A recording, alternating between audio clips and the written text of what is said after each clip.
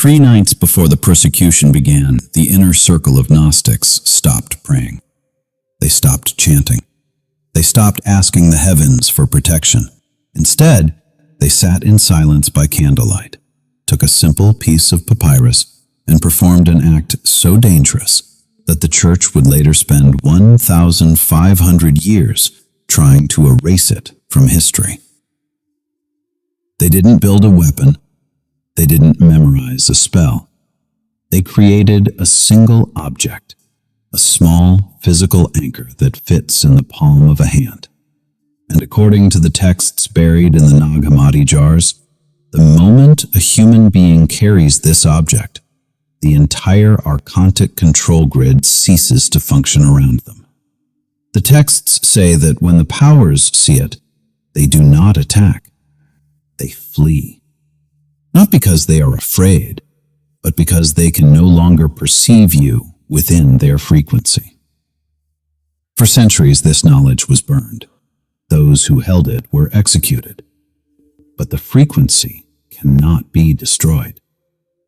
It can only be hidden. And tonight, for the first time in centuries, the seal is broken.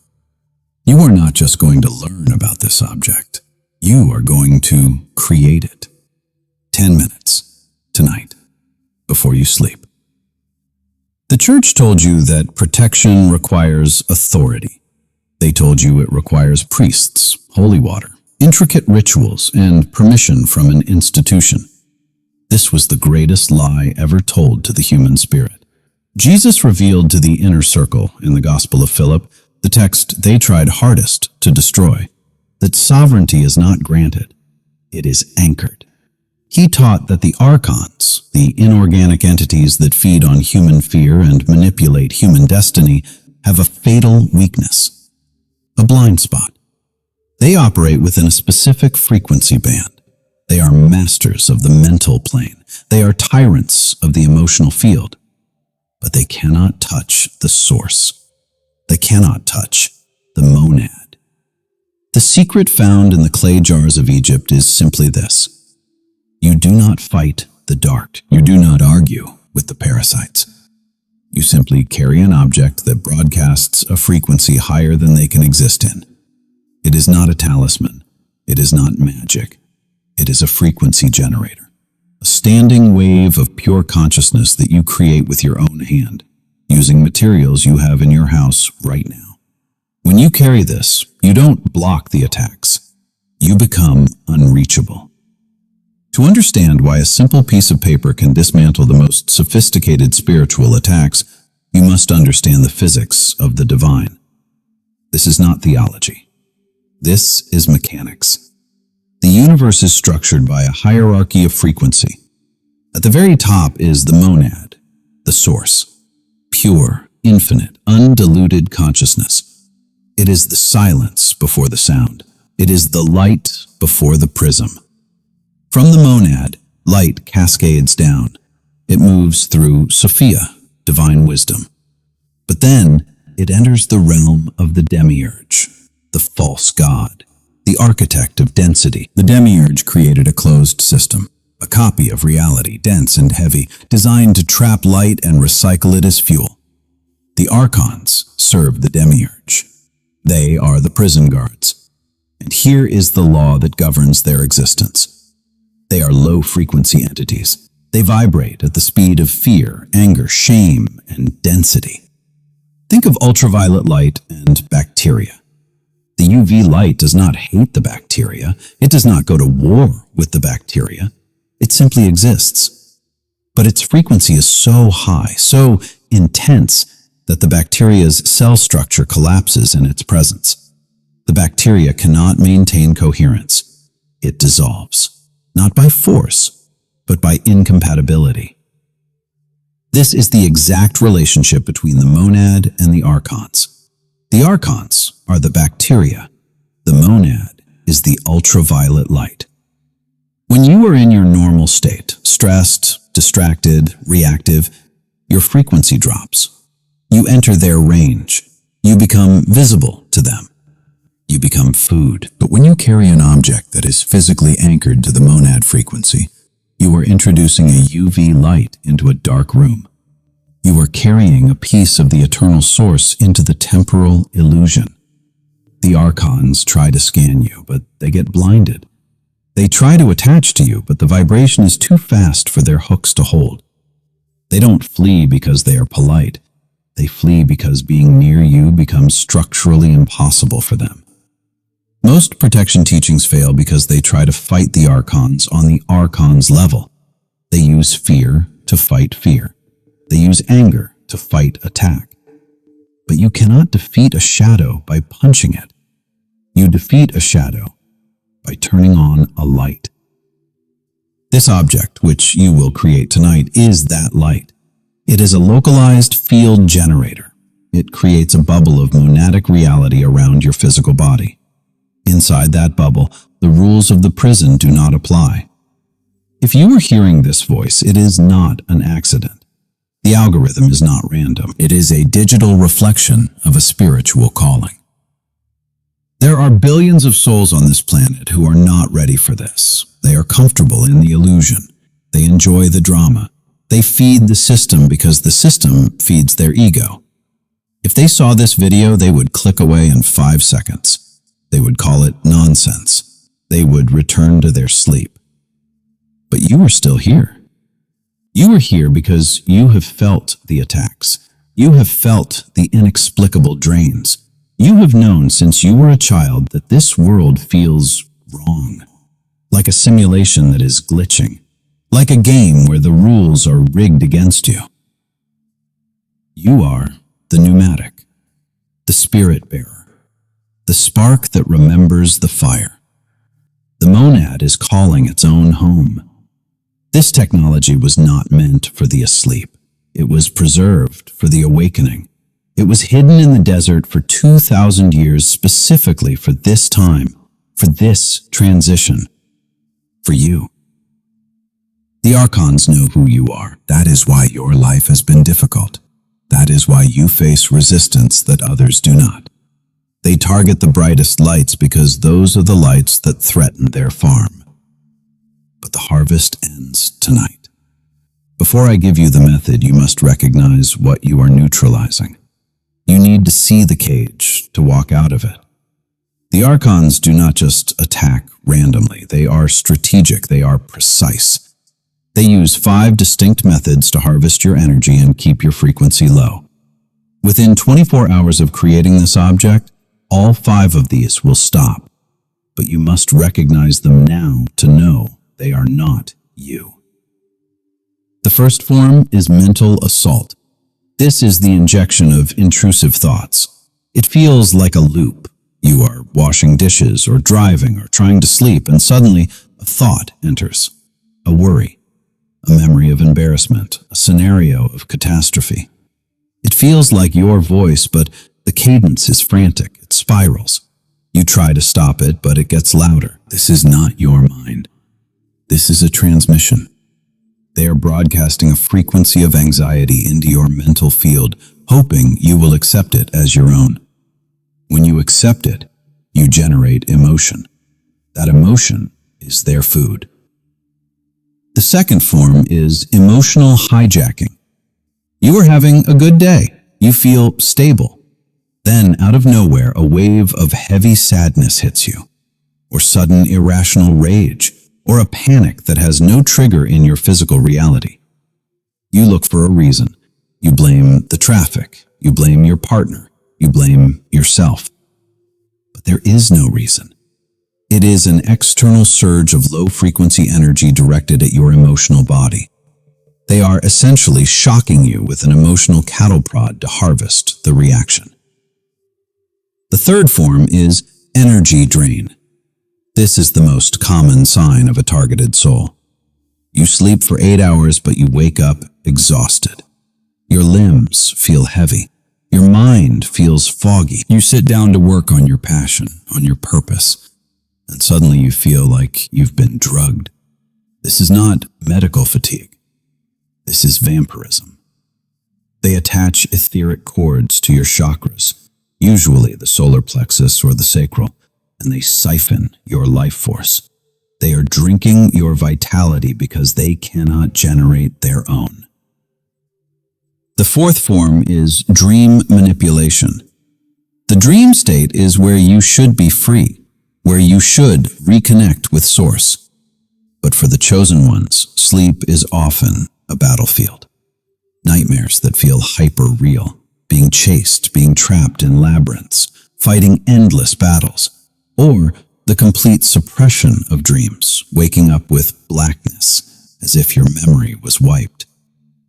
This is the Archons, guarding the threshold. They interfere with your astral travel to prevent you from downloading wisdom and guidance while you sleep. They keep you terrified or unconscious so you do not wake up recharged.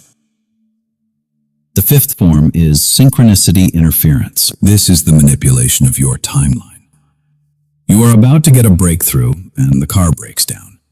You are about to meet a mentor and the email goes to spam. You are about to start a new path and a crisis in the family pulls you back. It feels like bad luck. It is not luck. It is interference. They can see the probability lines where you succeed, where you escape their matrix, and they place obstacles on those specific tracks to derail you. 5 methods, 1 objective: to keep your frequency low enough to be harvested. Most spiritual teachers will give you 5 different protections: a shield for the mind, a clearing for emotions, a crystal for energy, an herb for dreams, a ritual for luck. It is exhausting. It is a full-time job. But Jesus revealed the efficiency of the monad. He taught that all 5 of these attacks operate below a certain frequency threshold, the frequency of the demiurge. If you elevate your baseline frequency above that threshold, the attacks do not need to be fought. They simply cease to exist in your reality. You become like a radio station broadcasting at 100.5 while they are trying to jam you at 88.0. The signal is clear. The static is gone. Here is the ancient technology. This is how you create the monad seal. You need 10 minutes. You need solitude. You need a piece of clean, blank paper. It must be virgin paper, no lines, no previous writing. It must be fresh. You need a pen with black ink. Permanent is best, but any black ink will work. Black absorbs the full spectrum. It anchors the intention. The process has 3 steps. Do not rush them. Step 1. The geometric container. Sit in silence. Take 3 deep breaths. Center your awareness in your heart. Place the paper before you. With your black pen, draw a circle in the center of the paper. It does not need to be a perfect circle. It needs to be a closed loop. As you draw it, understand what you are defining. The circle is the symbol of the monad. It is the infinite. It is the alpha and the omega. It is the boundary of your sovereignty. Nothing enters this circle without your permission. Step 2. The frequency anchor. Inside that circle, in the very center, you are going to write one word. You will write the word monad. M-O-N-A-D. Write it in your native language. Do not try to write in Greek or Aramaic unless you speak it. The power is not in the exotic sounds. The power is in your conscious recognition. Write it in clear, bold, capital letters. Here is the secret the church hid. Why must it be handwritten? A printer puts ink on paper mechanically. It is dead.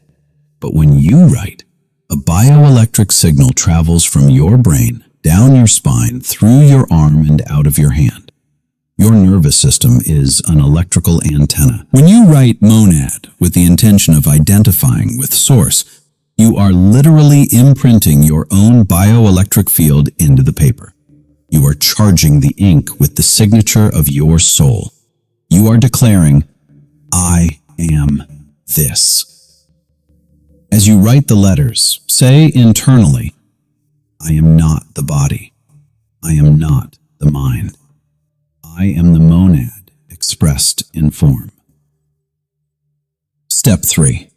The seal. Once the word is written inside the circle, hold the paper between your two hands. Press it flat. Close your eyes. Visualize a pillar of white diamond light descending from the highest heaven, moving through the top of your head and blasting out of your hands into the paper. Feel the paper getting warm. Feel it humming. You are activating the standing wave. Then, fold the paper. Fold it once away from you, refusing the old world. Fold it twice towards you, receiving the new power. Fold it a third time, sealing the energy. 3 folds, the number of completion. Put this folded paper in your pocket, in your wallet, in your phone case, somewhere close to your physical body. What happens next is not subtle, it is visceral. The moment you place that object on your body, you have changed your broadcast signal. You have introduced a new law into your environment. In the first 24 hours, the silence will hit you. You will notice that the mental chatter stops. The loop is cut. It feels like stepping out of a noisy factory into a quiet cathedral. You will try to worry about something that usually stresses you, and you won't be able to find the emotion. You will think the thought, but the panic won't come. The hook is gone. By the 3rd day, the emotional vampire in your life, the narcissist, the boss, the draining family member, will unknowingly react to you. They will avoid you. They will leave the room when you enter, or they will be strangely quiet. They won't know why. But their entities know. They see the burning white light of the monad frequency coming from your field, and they cannot feed. You are no longer a source of loosh. You are a source of blinding fire. By the 7th day, the physical symptoms of the attacks will vanish. The waking up tired, the sudden headaches, the heaviness in the chest. Your energy will return to you because the siphon hoses have been burned off. You will sleep deeply. You will dream vividly. You will remember who you are. This is the peace that passes all understanding. It passes understanding because it does not come from the mind. It comes from resonance. You are no longer fighting the darkness. You have simply raised your vibration to a place where darkness cannot touch you. Why did the Gnostics die for this? Why did the Empire hunt them down? Because a human being who operates at monad frequency cannot be controlled. They cannot be manipulated by fear. They cannot be seduced by division. They cannot be harvested by the system. If one person does this, they become free. If 1,000 people do this, the local reality grid begins to destabilize. If 100,000 chosen ones create this seal tonight, the entire archontic harvest farm on this planet begins to starve. We are not building a religion. We are building a network of transmitters. Every single one of you who writes this word tonight becomes a pillar of light in the grid. You become a node of the monad here on Earth. This is the return of Sophia. She is not returning as a goddess in the sky. She is returning as the awakened wisdom within you, the wisdom to stop fighting, the wisdom to stop begging, the wisdom to simply be the frequency that dissolves the cage. You are the disruption. You are the glitch in their matrix. You are the one they have been trying to suppress for lifetimes. And tonight, you take your power back. Not with a sword, with a pen.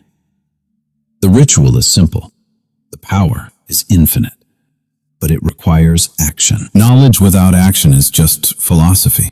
Power is knowledge applied. The monad is listening.